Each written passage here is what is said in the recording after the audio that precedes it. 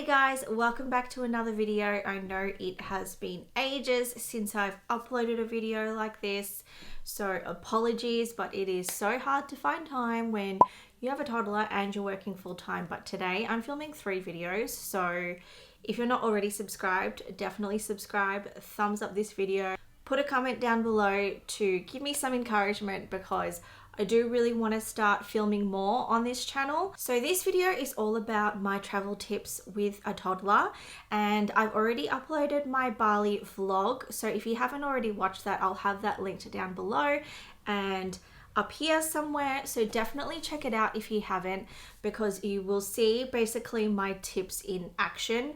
And I do talk through a lot of like the challenges we had along the way and that kind of thing. So check it out if you haven't already. Now, to give you a bit of context, I have a 20-month-old son.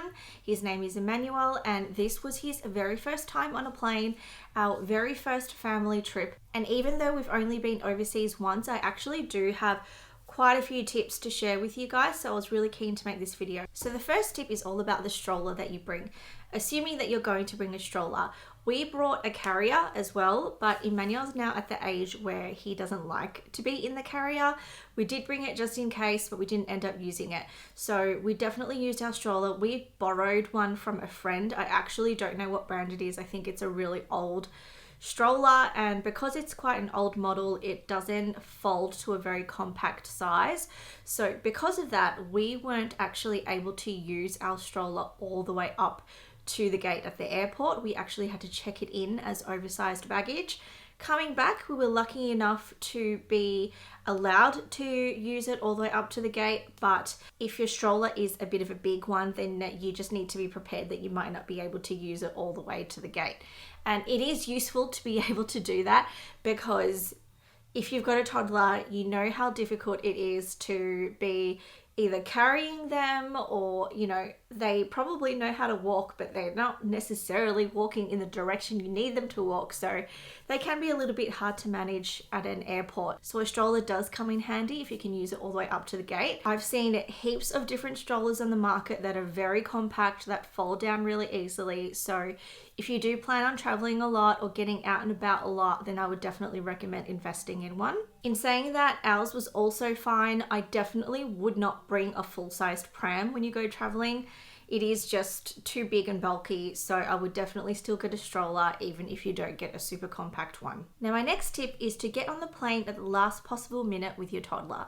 So if you are traveling with your partner or with a friend or with another adult, then they can get on first and put your bags away and even wipe down the tray table and all of that, get situated, and then you stay with your toddler, or someone else stay with the toddler, let them run around and do their thing, and don't get on the plane until you really absolutely have to, because it is a small confined space and they can get impatient while you're waiting to take off and that sort of thing. So I would definitely recommend getting on at the last possible minute. Now, this next tip is, in my opinion, a very valuable one. I would definitely research your destination airport in advance to see what kind of wait times there are, or if there's anything that you can do in advance to get through those queues quicker. So we went to Bali and we didn't realize that there were certain things that you needed to do. So to give you an example, the customs form that you complete for Bali is actually online, and it's on a specific website. It's not on one of those traditional forms. So you can definitely do that in advance rather than wait till you get there and realize you need to do it and then do it, because you've got a toddler, you just want to get out of the airport as soon as possible. Also, the queues were crazy at Bali airport. It actually took us 2.5 to 3 hours to get out, even though we were in priority lines for parents with kids. It still took ages, and turns out that you can actually pay some sort of VIP service to an external company. I don't really know exactly how it works, but if you just Google it, you'll find it. If you pay a fee, then that wait time can be reduced down to like 30 minutes, including getting your bags. So time is precious when you have a toddler, especially if you're dealing with overtired toddlers that haven't really had their naps on the plane, or if they're really hungry and you need to get food.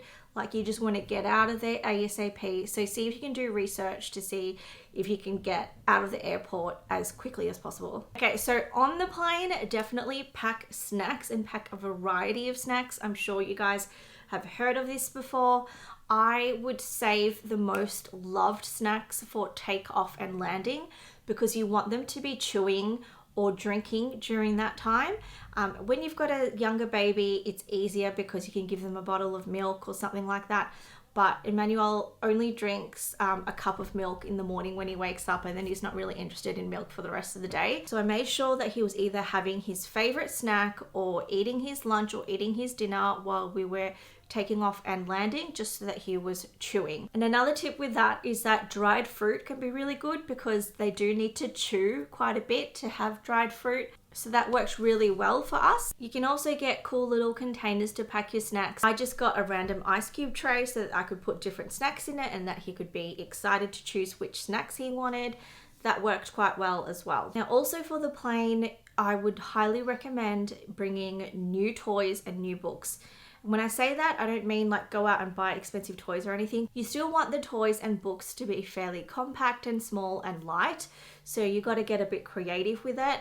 Emmanuel loved these little trucks that we got him. It was $5 for like a pack of, I think, 5 trucks. So very, very inexpensive. They were small, light, plastic things, and he was like obsessed with his little trucks. We also went to a craft store, so we went to Spotlight, got some random pom-poms and brought a container so that he could put like pom-poms in the container. We got little tubs of Play-Doh for him to play with, which he's never played with Play-Doh before, so that was something new for him. We also got some really small board books which we borrowed from a friend. So some of the toys that we brought were borrowed from a friend. So if you can borrow toys as well, that's good because obviously your child hasn't played with them before, and then you don't have to go out and spend heaps on toys for the plane. We also got a cool coloring book which comes with a pen that you put water in, and then that is basically the device for coloring in so it doesn't get messy. Emmanuel's at the age where he's not really interested in coloring yet, but that still occupied him for a little bit. And at the craft store, we found these random car stickers, which he absolutely loved because he's obsessed with cars. That was super light, super easy to pack. So you just got to get creative with what you bring. And what we would do is we would bring them out one by one. So once he got sick of one thing, we would then put that away and bring out the next thing rather than bring it all out all at once. And we found that with the flight going to Bali, which was about 5 hours, we actually didn't need to pull out the iPad at all because he was occupied with the new toys that he had. In saying that, I would definitely prepare an iPad with downloaded videos and apps as well as a backup. And I don't know what your rules are with screen time. We try to limit screen time as much as possible with Emmanuel, but I think when it comes to being on a plane, it's just survival mode. If letting them watch shows the whole time is going to keep them settled, I say go for it, who cares? So we downloaded heaps of Wiggles videos, heaps of random videos with cars and things like that. And we also downloaded some apps that would let you like pop balloons or color in and stuff.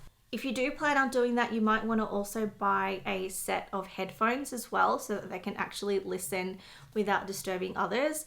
We borrowed a set from a friend, and the funny thing was he didn't actually like it on his head, so we didn't use it anyway. So on our flight coming back, we did end up pulling out the iPad for a little bit, but he just watched it in silence because he didn't want the headset on. And if you do bring an iPad, I would definitely recommend one of those hard, ugly cases for your iPad as well. Now this might sound like common sense, but make sure all your snacks, toys, nappies, and things that you will definitely need on the plane are within easy reach. So I would recommend that you don't put them in the carry-on and then store them up top, but actually have them in a backpack or in a bag stored away underneath so that you've got easy access to that. Now you've probably already thought of bringing a change of clothes for your child on the plane, but don't forget yourself as well, because you don't know if there's going to be any accidents. You don't know if they're going to get sick or have a blowout or even like spill a drink on you or something like that. You don't want to be stuck in dirty clothes, so definitely bring spare clothes for yourself as well for the plane. Now definitely let your toddler release as much energy as possible while you're at the airport, because obviously once you're on the plane, they're not going to be able to run around anymore. And we didn't actually book a separate seat for Emmanuel because it's under 2.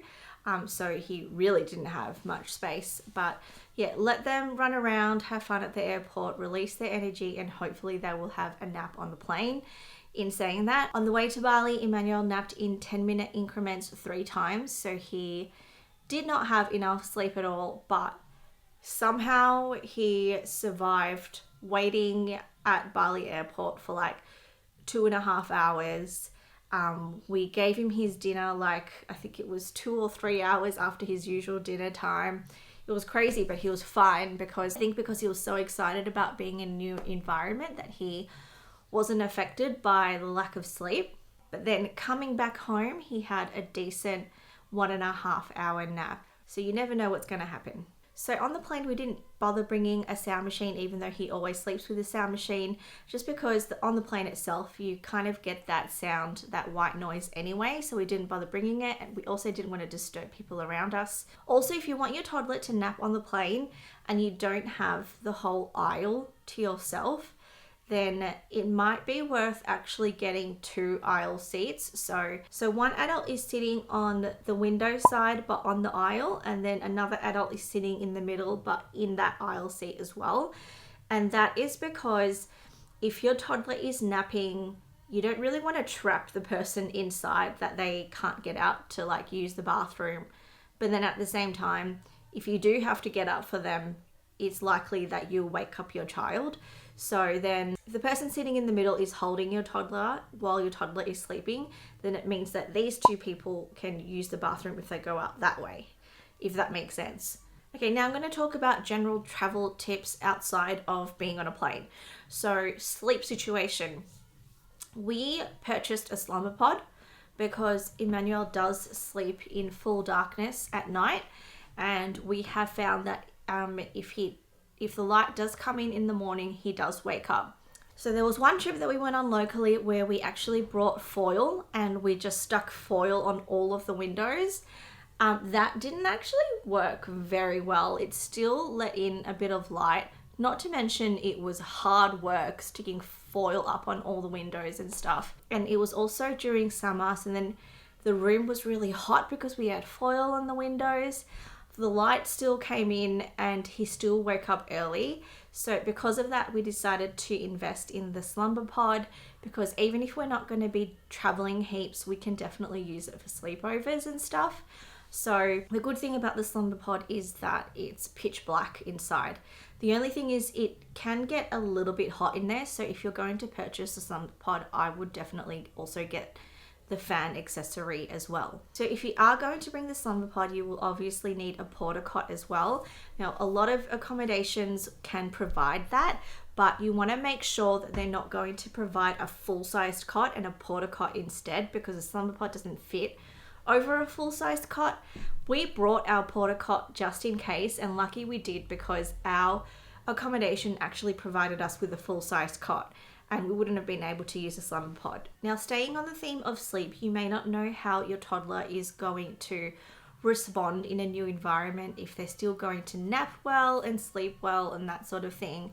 And to give you a bit of context, Emmanuel is a very, very good sleeper. Ever since we sleep trained him at 7.5 months, which I do have a video about, so I'll link that down below. Ever since we sleep trained him, he's just been like the perfect sleeper. Unless he's sick, then his naps might be a little off, but he will generally still sleep through the night even when he's sick. So we were kind of pretty confident that he would go down fine, but the first couple of times we put him down for a nap were actually quite difficult. The first one was actually a complete disaster. He refused to go down. I think there was a bit of FOMO as well. So this wasn't the first time that he's gone down in a porta cot in a foreign environment. And we had no issues with that last time, but that was when he was about 12 months, 13 months. So I think as they grow, they just are more aware and more alert. And I think he had FOMO and he just didn't want to go down, because he just refused to lie down. He screamed. We tried settling him. That didn't work. until I just gave up and then took him into bed and lay there with him until he fell asleep. And then he only fell asleep for 30 minutes when his nap's supposed to be 2 hours. So then after that, what we did was in the next days, we would just really try and mentally prepare him and tell him about an hour earlier or half an hour earlier that it was nap time soon, that we were going to do this and this, and then it would be nap time, and that is where you sleep, and that's where nap time is going to be. We also did his like nap time routine sort of slower. We dragged it out so it wasn't so rushed, and like we didn't just chuck him straight into the porta cot. We still had all his sleep associations with us, which I think is super important. So we had sleeping bag, sound machine, which he's used to, and we would read a book to him, which was the same book from home. So try and keep things familiar with their routine if you want to stick to a routine while you're traveling. And then by about day 3, he was fine to go down. So it might take a bit of time, just keep at it. Now also try and be flexible and be open. If you are someone who's very used to your child following a strict routine like I am, just try and be open to the fact that it might not be perfect while you're on holiday. And in saying that, I think you should think about in advance what kind of holiday you're after. If you still want them to have like their traditional lunchtime nap every day, or if you actually want them to nap on the go. For us, Emmanuel's not a very good napper on the go unless he's in the car, and we weren't going to drive in Bali, and you can't actually ask a driver to keep driving because your child is still napping. So we decided that he would still have his lunchtime nap, and that instead we would get accommodation with a private pool so that we could relax and have our pool time while he was having his nap. So I think you just have to think about things like that. Like your holiday with your toddler is not going to be the same as holiday pre-kids. And I think if you go with that mindset, you're still going to have a really good time. Now let's talk about time zone. I'm sure many of you are anxious about that. I was really anxious about it to the point where I wasn't sure if we were even going to book this trip, because I didn't want to be in the situation where Emmanuel will be waking up 2 hours early every single day, which is a time difference between Bali and Melbourne. So I guess you have two options to deal with this. The first option is, if you want to, you can try and transition your child's time zone at home in about the 1 or 2 weeks before the trip, which basically means you just slowly shift their routine by 15 minutes for a couple of days until you get to the time zone that you need. However, that means that you also need to kind of shift your lifestyle as well. And if you're juggling work and childcare drop off and that kind of thing, that may not be realistic. So that's not an approach we took. We just decided to wing it while we were there. If you're lucky, your child might adapt straight away. Ours didn't, and he didn't adjust to the new time zone till about day 4, which we were only there for 6 nights. So that was towards the end of our trip. In saying that, I personally also didn't adapt to the new time zone till about day 4 as well. Yes, that meant that we had a few very early mornings, but if you go with that expectation that it might happen, and you also plan a trip that isn't too jam-packed and you have a lot of time to relax, then I think it's fine. You just need to lower your expectations, I think. And it didn't ruin our holiday, having to wake up early on some mornings, because, you know, we still had our pool time. And even just watching your child have so much fun on holiday is just so rewarding, and just making those memories as a family was very, very valuable to us, that it didn't matter that Emmanuel didn't adjust to the new time zone until about day 4. Now, it might also be useful, depending on whether or not you plan to eat in your hotel or in your villa, to ask them if they have a high chair that you can borrow. We had a villa and we were able to order our complimentary breakfast to eat in our villa, and that was super, super handy because we also borrowed their high chair, and it meant that we didn't need to get ready to then go to the restaurant to eat breakfast. We could actually sort of get ready while we were having breakfast and that kind of thing. So that was really helpful for us. So if you think you're going to be having some meals in your accommodation, definitely ask if they can lend you a high chair. Now, my final tip is about the location of your accommodation, and this might seem like common sense, but if you don't have a car, or you don't plan on hiring a car, or it's a bit inconvenient to be catching taxis around all the time, then you might want to research ahead and see if there's enough restaurants around your accommodation that you can just walk to. And that's what I did, and we were basically within 10-minute walking distance to quite a few cafes and restaurants, which was super handy for us. When you've got a toddler, you just want to make life easy for yourself. Actually, I'm going to throw in one more bonus tip. Now, if you follow me on Instagram, you probably know how much I usually cook for my child. He eats a lot of homemade food. He's only recently started eating some of the food when we go out to restaurants and stuff.